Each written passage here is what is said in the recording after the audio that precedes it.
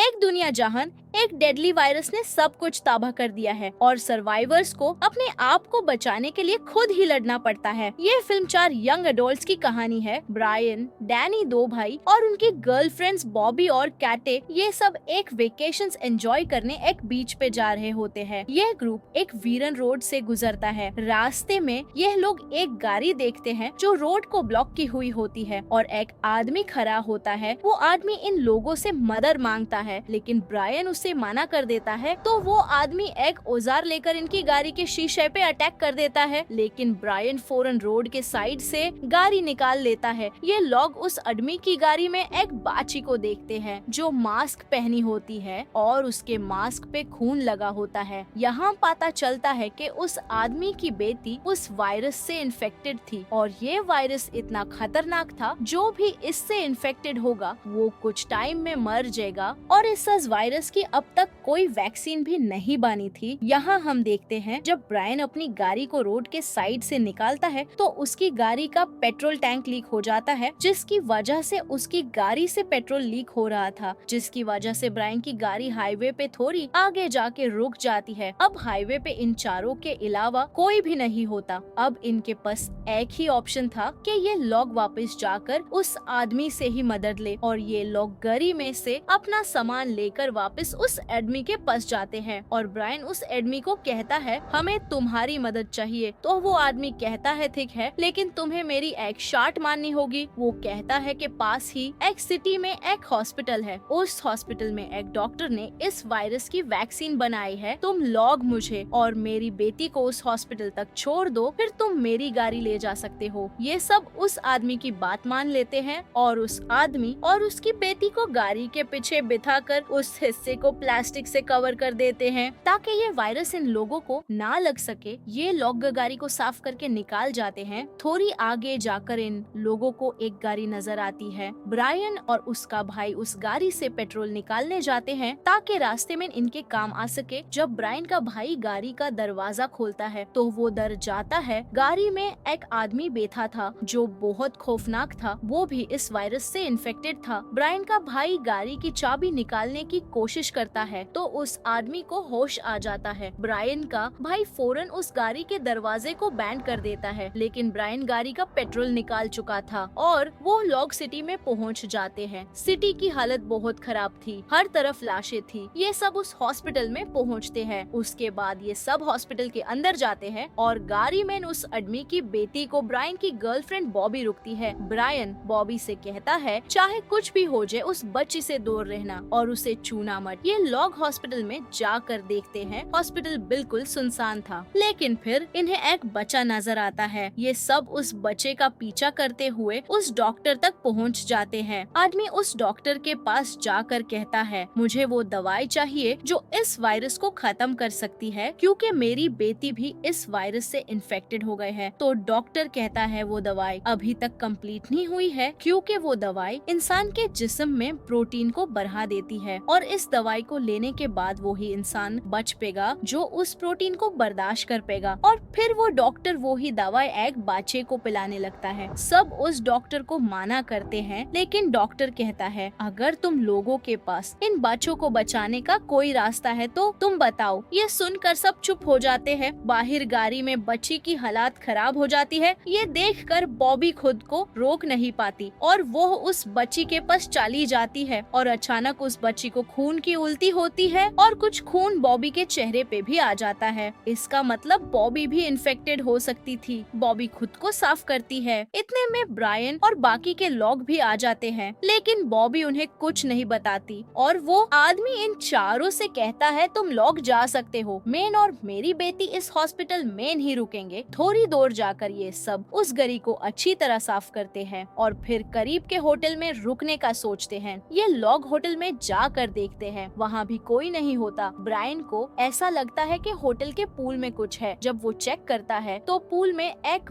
Virus से infected लाश होती है। ब्रायन देख के डर जाता है और डरने की वजह से पानी में गिरने वाला था, लेकिन इतने में ब्रायन का भाई उसका हाथ पकड़कर बचा लेता है। रात में ब्रायन का भाई और उसकी दोस्त होटल में घूम रहे थे तो एक आदमी इनका पीछा करता है। ये लोग डर कर छुप जाते हैं। उधर ब्रायन को भी एक आदमी नजर नजर आता है तो ब्रायन उसे पकड़ लेता है। तो उस आदमी के साथ ही ब्रायन के भाई और दोनों लड़कियों को पकड़ लेते हैं और उनके पास गन भी थी। वो लोग ब्रायन से अपने साथी के बारे में पूछते हैं। ब्रायन कहता है, जब हम यहाँ आए थे तब यहाँ कोई नहीं था, लेकिन मैंने एक लाश देखी थी पूल में, शायद वही तुम्हारा साथी हो। ये सब लोग जाकर देखते हैं तो वो उन्हीं का साथी था जो वायरस की वजह से मर चुका था। ये लोग अपने साथी की लाश को जला देते हैं। फिर ब्रायन और उसके भाई को जाने का कहते हैं और लड़कियों को पकड़ लेते हैं और अपनी गन दिखाकर उन्हें कपड़े उतारने का कहते हैं। जैसे ही बॉबी अपने कपड़े उतारती है तो उसकी बॉडी पे भी वैसे ही वायरस वाले निशान थे, यानी वो भी वायरस से इन्फेक्ट हो गई थी। ये सब डर जाते हैं। ये लोग वहाँ से भाग जाते हैं। रास्ते में कोई भी बॉबी से बात नहीं कर रहा था, सब उस पे गुस्सा थे और ब्रायन तो सबसे ज्यादा, क्योंकि उसने बॉबी को उस बच्चे से दूर रहने को कहा था। ये लोग एक पेट्रोल स्टेशन पे रुकते हैं तो ब्रायन के भाई के पास उसकी दोस्त आती है और कहती है, अगर हमें जिंदा रहना है तो हमें बॉबी को छोड़ना होगा। ये दोनों ये बात फिर ब्रायन से करते हैं, लेकिन ब्रायन कुछ नहीं सुनता और ये सब वहाँ से निकाल जाते हैं। थोड़ी आगे जाकर ब्रायन गाड़ी रोक देता है और बॉबी को गाड़ी से उतरने का कहता है तो बॉबी कहती है, मुझे अकेला मत छोड़ो, मैं गाड़ी के पीछे बैठ जाऊंगी जैसे उस बाची को बिठाया था। लेकिन ब्रायन को कोई फर्क नहीं पड़ता और वो बॉबी को वही छोड़ के चले जाते हैं। थोड़ा आगे जाकर इन्हें सामने से एक गाड़ी आती हुई नजर आती है तो ब्रायन उस गाड़ी के आगे अपनी गाड़ी रोक लेता है। तो ब्रायन का भाई गाड़ी से उतरकर सामने वाली गाड़ी में बैठी दो औरतों से कहता है, हमारी मदद करे, हमारे पास खाने का सामान भी खत्म हो गया है। लेकिन वो दोनों औरतें ये समझती हैं कि ये लोग भी वायरस से इन्फेक्टेड हो सकते हैं और वो मना कर देती हैं। तो ब्रायन गुस्से में गाड़ी से उतरता है और उन दोनों औरतों पे फायर करता है, जिससे एक औरत मर जाती है और दूसरी औरत ब्रायन पे फायर करती है और ब्रायन की टांग पे गोली लग जाती है, जिससे वो जख्मी हो जाता है। तो ब्रायन उस औरत को भी मार देता है। ब्रायन का भाई ब्रायन को गाड़ी में बिठाता है और थोड़ा आगे जाकर इन्हें एक घर नजर आता है। ये लोग वहाँ रुक जाते हैं। ब्रायन का भाई उस घर से कुछ दवाई ढूंढकर ब्रायन के जख्म पे लगाता है। जब ब्रायन का भाई ब्रायन के जख्मों पे दवाई लगा रहा होता है तो वो देखता है ब्रायन की टांग पे भी वैसे ही निशान थे जैसे बॉबी के जिस्म पे थे। इसका मतलब ब्रायन भी वायरस से इन्फेक्टेड हो गया था। ये तीनों वहाँ से निकल जाते हैं और फिर रात में जंगल में आग लगा के बैठ जाते हैं। ब्रायन की हालत खराब हो रही थी, वो सो जाता है। ब्रायन के भाई की दोस्त कहती है, ब्रायन सो गया है, तुम गाड़ी की चाबियां ले आओ और हम ब्रायन को यही छोड़ देंगे, वरना हम भी वायरस से इन्फेक्ट हो जाएंगे। ब्रायन का भाई ब्रायन से गन और चाबियां ले लेता है तो ब्रायन उठ जाता है और कहता है, तुमने गलत चाबियां ली हैं, गाड़ी की असल चाबियां तो मेरे पास हैं और ये तुम्हें तभी मिलेंगी जब तुम मुझे मार दोगे। लेकिन उसका भाई ऐसा नहीं चाहता था तो ब्रायन उसे कहता है, मैं बीमार होकर नहीं मरना चाहता, और कहता है प्लीज मुझे मार दो। और ब्रायन का भाई उसे मार देता है और फिर वो ब्रायन की लाश को जला देता है और वो अपनी दोस्त को लेकर चला जाता है। और एंड में ये दोनों अपनी मंजिल पे पहुंच जाते हैं, यानी कि उसी बीच पे जहां ये चारों आना चाहते थे, लेकिन वायरस की वजह से दो लोग इनसे बिछड़ जाते हैं। बीच पे आकर ब्रायन के भाई को अपने भाई के साथ पुरानी यादें याद आने लगी थी। अक्सर वो इस बीच पे अपने भाई के साथ आता था, मगर आज ब्रायन उसके साथ नहीं था। बॉबी की एक छोटी सी गलती ने इन चारों को अलग कर दिया था।